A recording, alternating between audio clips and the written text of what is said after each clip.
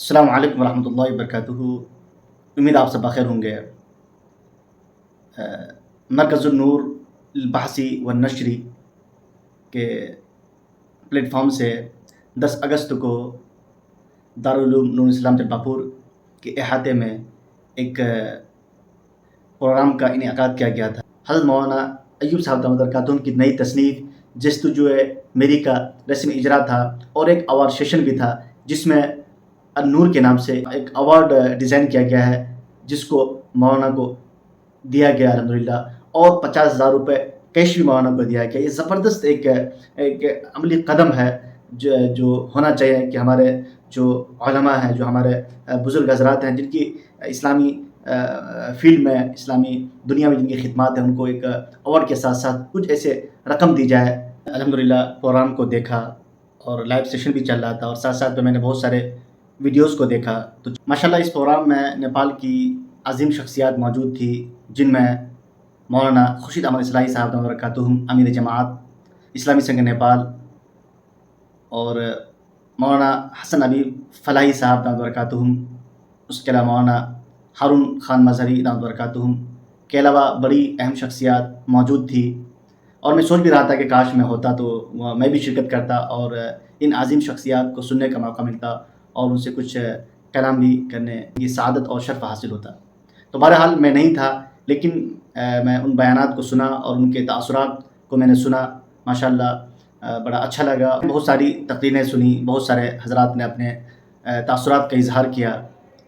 मौलाना सुहेल साहब नदवी दामद बरकातुहू के अलावा बहुत सारे हज़रात ने, बहुत सारे उलमा ने, हमारे फ़ुज़ला ने बहुत सारी अच्छी बातें रखी। मौलाना खुर्शीद अहमद इस्लाही साहब दामद बरकातुहू ने चंद बातें रखी।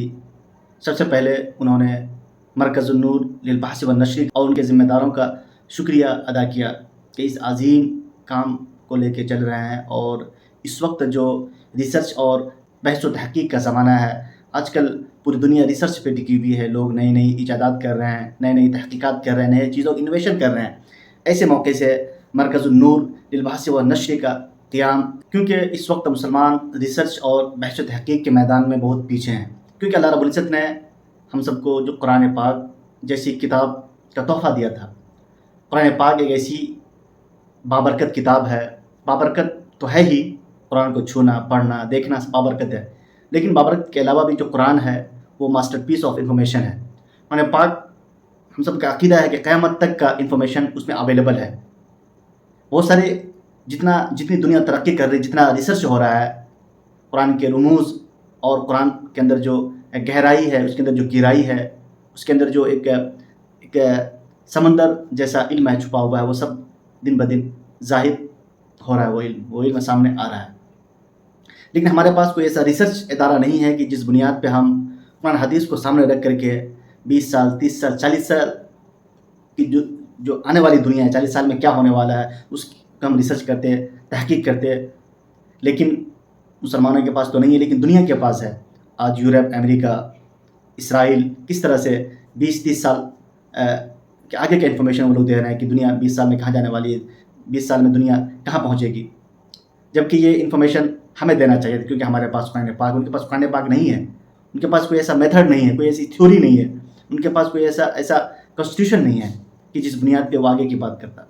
लेकिन वो फिर भी कर रहे हैं। उनकी जो टेक्नोलॉजी, जदीद आलात से लेकर के उनके पास रिसर्च और तहक़ीक़ के जो बड़े बड़े इदारे हैं, और हमारे पास कुरान पाक मौजूद है, हमारे पास अहादीस मौजूद हैं।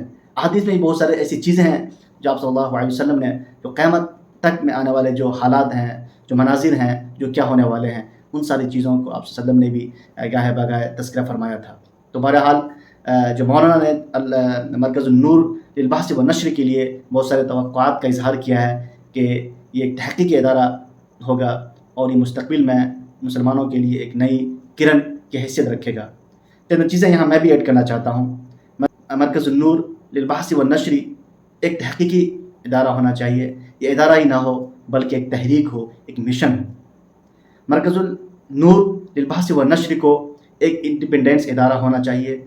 और जो मेरी सोच है कि आप पढ़ेंगे दारुल मुसन्निफ़ीन के बारे में, आप पढ़ेंगे दारुल मारिफ़ हैदराबाद के बारे में, बड़ा एक नाम है, एक बड़ा पब्लिकेशन है, और इन दोनों पब्लिकेशन, इन दोनों जो एक तहक़ीक़ी इदारे हैं, उनका एक बड़ा کردار رہا ہے، ایک بڑا نمایاں رول رہا ہے۔ تو میں امید کرتا ہوں کہ مرکز النور للبحث والنشر ایک متحرک ادارہ بنے، ایک تحقیقی ادارہ بنے، ایک ریسرچ بیسڈ ادارہ بنے، اور وہ فیوچر میں جا کر کے ان کا اپنا انڈیپینڈنس ادارہ ہو، ایک بڑی سی ان کے پاس بلڈنگ ہو، اس میں طرح طرح کی جو ریسرچ کی جو چیزیں ہیں وہاں پہ موجود ہوں، ہمارے اسکالرس کے لیے وہاں پہ رہنے کا بھی انتظام ہو، ساری چیزیں ہوں، ایک ریسرچ بیسڈ ادارہ ہو، جو صرف ادارہ مسلم کمیونٹی کے لیے نہ ہو بلکہ دیگر جو کمیونٹی کے لوگ ہوں، جو دیگر تحقیقی ادارے ہیں، ان کے لیے بھی یہاں پہ ایسی چیزیں ہوں جو ان کو بھی اپنی ضرورت کی چیزیں مل جائے۔ جیسے مولانا اصلاحی صاحب دامت برکاتہ نے اشارہ کیا کہ مرکز النور للبحث والنشر کو جو نیپال کے جو دیگر تحقیقاتی ادارے ہیں ان سے الائنس کر کے ان کے ساتھ بیٹھ کر کے کچھ ایسا کام کرے، ان کے ساتھ الائنس بنا کر کے ان سے ہی سمت کی طرف مولانا نے اشارہ کیا ہے۔ یہ بہت اہم بات ہے۔ مجھے امید ہے اگر مرکز النور للبحث والنشر اگر ارادہ کر لے تو انشاءاللہ ان کے پاس خود کا بڑا کیمپس ہو سکتا ہے، ان کا بڑا اپنا ایک بلڈنگ ہو سکتا ہے، ان کے پاس ساری چیزیں فیسلٹی خود کی ہو سکتی ہے۔ انہوں نے ایک اہم بات کی، خاص طور سے دارالعلوم نور الاسلام جلپا پور ملکی ادارہ ہے۔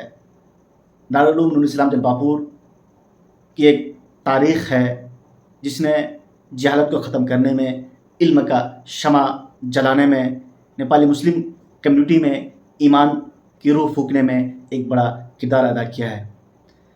نور الاسلام جلپا پور ایک قدیم ادارہ ہے، خاص طور سے مشرقی نیپال میں جو بھی آپ کو دینداری نظر آ رہی، جو بھی علماء نظر آ رہے ہیں، جو بھی بڑے بڑے اسکالرس نظر آ رہے ہیں، وہ نور الاسلام جلپا پور کا دین ہے۔ نور الاسلام جلپا پور کا ایک بڑا نام ہے، ایک بڑا برانڈ ہے نیپال کا، جہاں سے سینکڑوں نہیں بلکہ لاکھوں دلوں میں حکمرانی کر رہا ہے ادارہ۔ یہ کہیے کہ پورے نیپال بھر میں دارالعلوم نور الاسلام جلپا پور کے فیض یافتہ موجود ہیں۔ وہ ڈفرینٹ میدان میں، ڈفرینٹ سیکٹر میں علم کا دیا روشن کر رہے ہیں، نور ایمانی کو پھیلا رہے ہیں، اسلام اور دین حنیف کی تبلیغ کر رہے ہیں۔ تو اللہ تعالیٰ اس ادارے کو مزید ترقی دے اور مزید آگے بڑھے اور مزید پھلے اور پھولیں۔ اور کبھی کبھی ہم لوگ اس ادارے پر تنقید کرتے ہیں، اس ادارے کے تعلق سے کچھ باتیں کہتے ہیں، اس کا یہ مطلب نہیں کہ ہم اس کے اگینسٹ میں ہیں یا اس کے ہم مخالفت کر رہے ہیں، بلکہ ہم لوگ کا جو منشا یہ ہوتا ہے کہ نور الاسلام جلپا پور ایک بڑا ادارہ ہے، ان کا ایک بڑا نام ہے، اس کا فیض ہر گھروں میں ہے، اور ایک بڑا ادارہ ہے، اس سے ہزاروں چھوٹے چھوٹے ادارے، چھوٹے چھوٹے مدرسے، مکاتب، مسجدیں وابستہ ہیں۔ اگر نور الاسلام جلپا پور ایجوکیشن سیکٹر میں کچھ انیشیٹو لیتا ہے تو اس کا فیض ہر گھر تک پہنچے گا، اور کوئی ایک بڑا انیشیٹو لیتا ہے تو یہ پورے اداروں کے لیے وہ انیشیٹو ہوگا۔ تو ہم لوگ جب بھی بات کرتے ہیں نور الاسلام جلپا پور کے بارے میں کہ ماڈرن ایجوکیشن ہے، یا پھر یہاں کے جو فارغین ہیں اس کا ایک نام ہو، ڈگری کو حکومت ریکگنائز کرے، حکومت مانے۔ پھر مولانا نے مزید یہ بات کہی کہ حضرت مولانا ایوب صاحب دامت برکاتہم کا جو ایک کردار ہے، جو مولانا نے جو ایک خدمت انجام دی ہے، جو قربانیاں پیش کی ہے نئی نسل کو سنوارنے میں، ایک را میٹیریل کو ایک ہیرا بنانے میں، اور مولانا تصنیف الکتب کے ساتھ ساتھ تصنیف الرجال بھی ہیں۔ 50 سالوں سے مولانا کی قربانی کسی سے مخفی اور پوشیدہ نہیں ہے۔ یہ ہم سب کے مربی مشفق ہے، ہم سب کے اکابرین میں سے ہیں۔ اللہ تعالیٰ مولانا کی زندگی میں برکت دے، ان کی عمر دراز کرے۔ مولانا نے ایک اور اہم بات کی طرف اشارہ کیا کہ فرسٹ ہینڈ انفارمیشن یہ ہے کہ آپ کسی شخصیت سے براہ راست ان سے بات کر لیں، اور خاص طور سے جو زمانہ ہے، یہ میڈیا کا زمانہ ہے، یہ ریکارڈنگ کا زمانہ ہے۔ آپ ان کے ساتھ بیٹھ کر کے، ان کے ساتھ محاصرہ کر کے، ان کے ساتھ ایک ڈبیٹ کر کے، ان کے جو اندر جو معلومات ہے، ان کی جو زندگی کی جو تجربات ہیں، انہوں نے جو قربانیاں پیش کی اپنے قوموں کے لیے، اور جو انہوں نے خدمات انجام دی ہے، اور جو ان کی جو زندگی کے جو مشاہدات ہیں، تجربات ہیں، ان کو آپ ریکارڈ کر لیں، ان کو آپ محفوظ کر لیں۔ مرکز النور للبحث والنشر اگر اس جانب بھی اگر پیش رفت کرتا ہے تو بڑا ایک کارنامہ ہوگا۔ تو انشاءاللہ اس تعلق سے میرا بھی ارادہ ہے، کیونکہ میں بیرانگر ٹائمس کے نام سے میرا ایک آفیشیلی یعنی ایک گورنمنٹ رجسٹرڈ بھی ایک ادارہ میرا الحمدللہ ابھی شروع ہوا ہے ریسنٹلی، الحمدللہ ابھی ایک چھوٹے پیمانے پہ کام کر رہا ہے۔ انشاءاللہ فیوچر میں ایک ملکی لیول پہ لے جانے کا ارادہ ہے، اور خاص طور سے میں بھی میڈیا کے میدان میں دلچسپی رکھتا ہوں، تعلق رکھتا ہوں۔ انشاءاللہ میرا فیوچر پلاننگ ہے کہ مولانا اصلاحی صاحب برکاتہم کی جو یہ پوائنٹ ہے، انشاءاللہ اس کو میں 5-6 سال پہلے سے سمجھا ہوا ہے، اور انشاءاللہ اس کے لیے میں آگے میری پلاننگ بھی انشاءاللہ وقت کے ساتھ ساتھ انشاءاللہ اس تعلق سے کیا میں کر سکتا ہوں انشاءاللہ وہ آپ کے سامنے آتی رہیں گے۔ اور مولانا نے ایک اور اہم بات کہی تھی، یہ اہم بات یہ تھی کہ جو اس وقت جو ہمارے درمیان بہت سارے علماء ہیں، بہت سارے اسکالرس ہیں، بہت سارے ڈفرینٹ فیلڈ کے ماہرین ہیں، تو جب ان کا انتقال ہو جاتا ہے، وہ جب دنیا سے چلے جاتے ہیں، تو پھر ہم ان کی جو خصوصیات کو، ان کے کارنامے کو، یعنی ان کی جو صلاحیت تھی اس کو پھر گنواتے ہیں. لیکن اگر حیات ہی میں ان کی زندگی کے بارے میں لوگوں کے سامنے آ جائے، ان کی شخصیت کا اندازہ لوگوں کو ہو جائے، تو وہ لوگ ان کی حیات میں ان سے زیادہ استفادہ کر سکتے ہیں. تو اس تعلق سے ابھی ہم لوگوں نے کوشش کی تھی اپنا ندوہ کے پلیٹ فارم سے، ایک کوشش چلی تھی خاص طور سے جو ہمارے ڈاکٹر محمد فرمان ندوی حفظہ اللہ ہے، ان کی سرپرستی میں، اور ایک کام شروع کیا تھا. کم سے کم فرسٹ فیز میں جو اپنے ندوہ ہیں، جو جن کا ابھی انتقال ہو چکا ہے، جو ابھی حیات سے ہیں، ان کی جو ہے بایوگرافی، ان کی حیات و خدمات کو اگر ہم لکھ لیتے ہیں، قلم بند کر لیتے ہیں اور ایک کوئی کتاب پبلش کر دیتے ہیں، تو ایک بڑا کارنامہ ہوگا. یہ کہ ہم جو پرانی شخصیات چلی گئی ہیں ان کے بارے میں ہمارے نوجوانوں کو معلوم ہو، اور جو ابھی حیات سے ہیں ان کے بارے میں بھی لوگوں کے پاس علم ہو، لوگ ان کی شخصیات کو جانیں. آخری پوائنٹ جو مولانا نے کہا کہ نصاب تعلیم، کہ ہمیں خاص طور سے نور الاسلام جلپاپور کو نصاب تعلیم کی طرف توجہ دینی چاہیے، کیونکہ نصاب جو ہے ایک وقت کے حساب سے ہوتا ہے، وقت کے حساب سے نصاب بدلتا جاتا ہے.